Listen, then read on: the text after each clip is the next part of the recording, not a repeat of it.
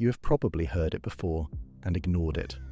A sudden burst of bird calls outside your window, a few sharp cries from a tree, maybe a crow shouting from a rooftop, or a group of small birds making noise in the bushes. Most people hear that sound and think, birds are just being loud again. But sometimes that noise is not random at all. Sometimes it is a warning, sometimes it is an accusation, and sometimes, in the hidden language of the sky, it is the beginning of a trial. Because when birds gather around one target and begin calling over and over, they may not be panicking, they may be pointing, they may be telling every other bird nearby, "Look here, this one is dangerous." Imagine a quiet morning in your own yard. The grass is still wet, the street is barely awake, and somewhere above your head a small bird suddenly freezes on a branch. It has seen something you have not. Maybe a cat under the hedge, maybe an owl pressed against the trunk, maybe a stranger moving too close to a nest. For 1 second, nothing happens. Then the first alarm call breaks the silence. Another bird answers, then another.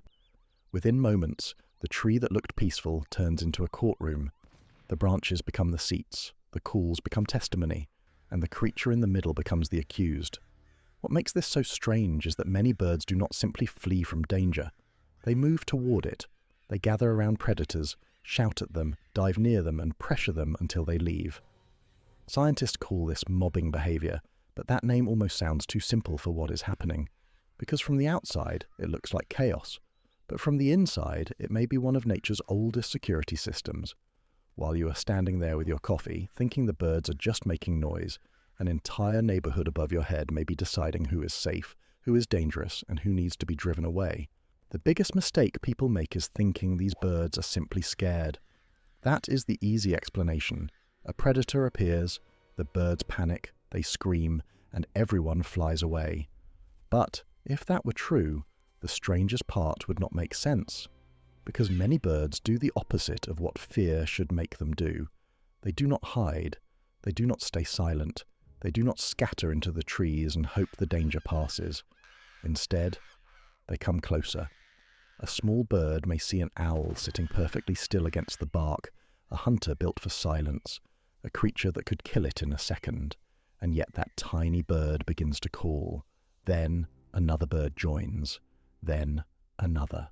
Soon the owl is surrounded by noise, movement, and eyes. This is where the myth breaks. The birds are not just reacting to danger, they are managing it.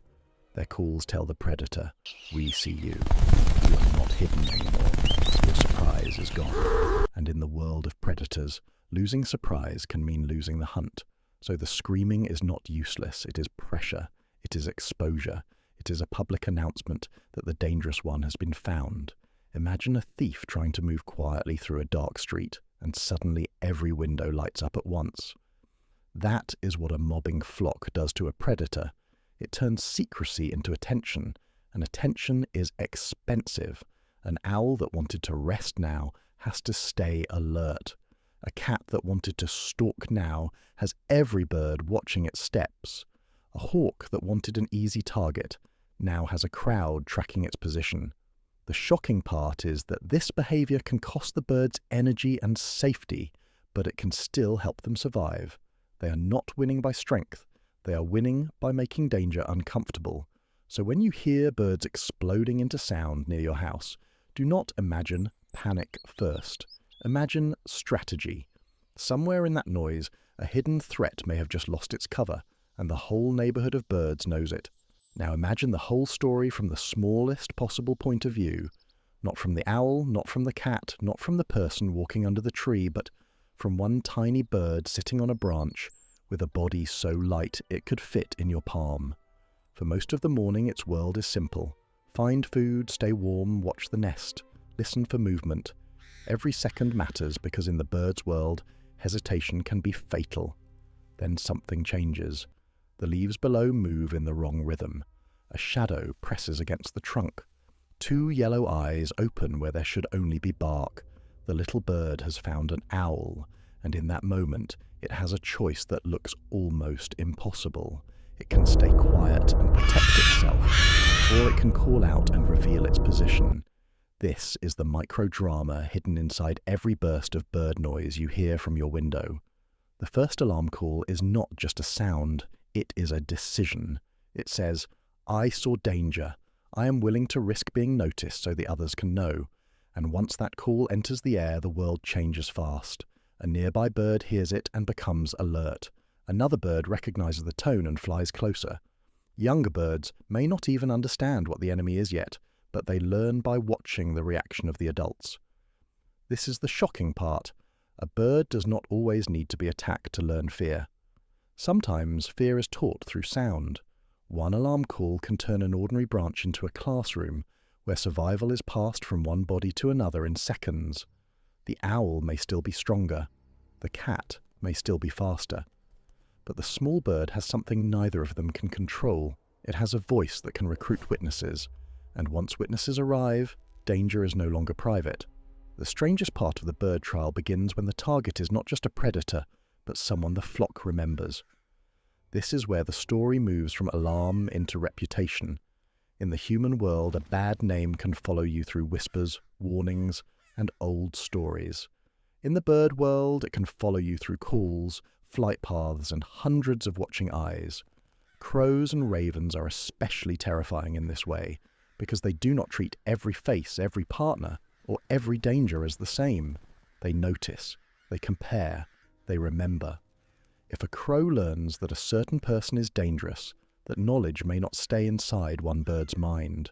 Other crows can pick it up by watching the reaction, hearing the alarm and joining the crowd.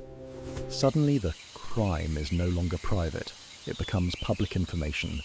Imagine walking down a street where one crow on a wire recognizes you. It calls once, another crow turns its head, then another arrives from a rooftop. To you it may look like random birds gathering. To them it may be a file being reopened.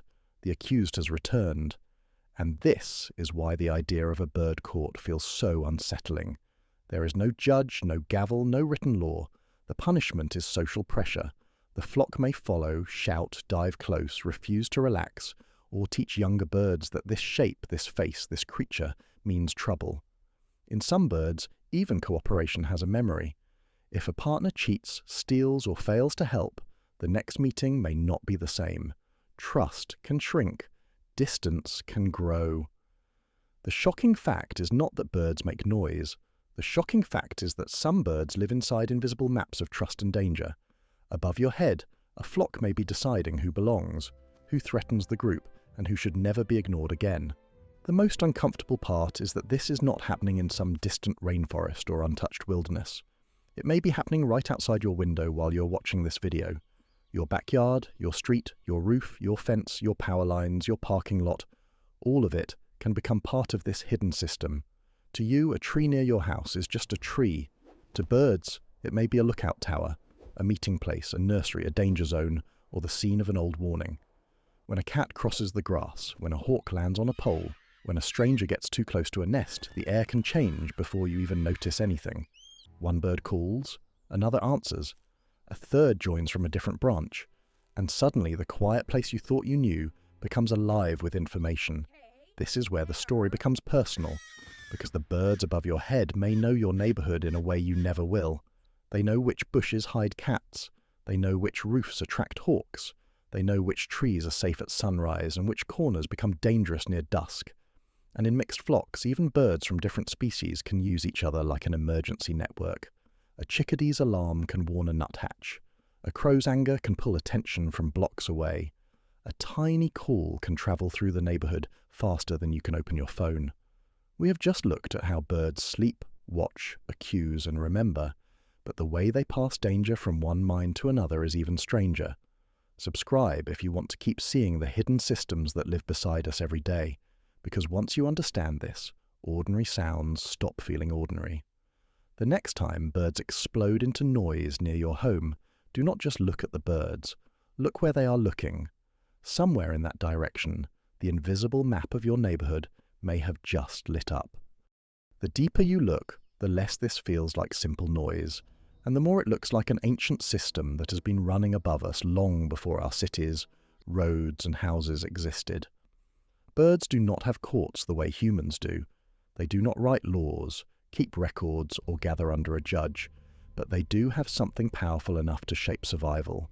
They have memory, they have witnesses, they have alarm, they have the ability to turn one private danger into public knowledge, and across millions of years that may have been enough.